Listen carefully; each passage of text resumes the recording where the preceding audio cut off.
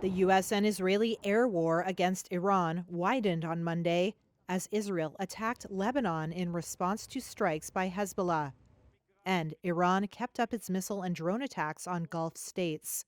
There was no end in sight to the conflict after a weekend of bombing that killed Iran's supreme leader and retaliatory strikes across the region.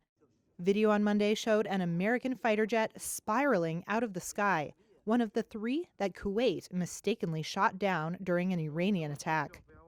U.S. Central Command said all 6 crew members ejected and were safely recovered. We're already substantially ahead of our time projections. U.S. President Donald Trump said the operation in the Middle East was ahead of schedule at a Medal of Honor ceremony. Trump told an audience in the East Room of the White House that he ordered the strikes because the threat from Iran had been imminent, without providing evidence. An Iranian regime armed with long-range missiles and nuclear weapons would be an intolerable threat to the Middle East, but also to the American people.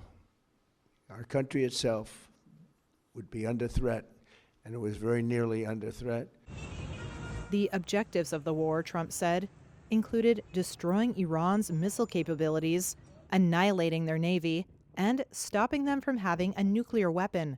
Iran denies seeking a nuclear weapon. This is not Iraq. U.S. Defense Secretary Pete Hegseth insisted the strikes on Iran would not lead to an endless war. But on Monday, a new front in the war opened when the Lebanese Hezbollah militia, one of Iran's principal allies in the Middle East, launched missiles and drones toward Israel. Israel responded with sweeping airstrikes, which it said targeted the Hezbollah-controlled southern suburbs of Beirut.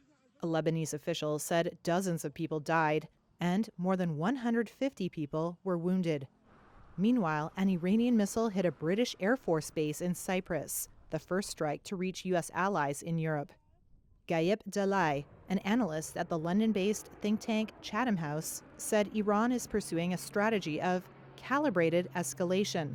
Well, it is already becoming quite widespread, and I think this is precisely the strategy that Iran thinks that is the only strategy that it can put enough pressure on Trump, particularly, to change the course of the action. Because right now, the only person that can call off this war or end the war is Trump.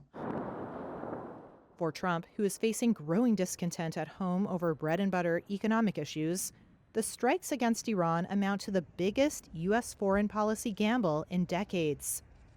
In an interview on CNN, Trump said the, quote, big wave is yet to come in the war with Iran, without giving details, and said it was unclear who Iran's new leader would be.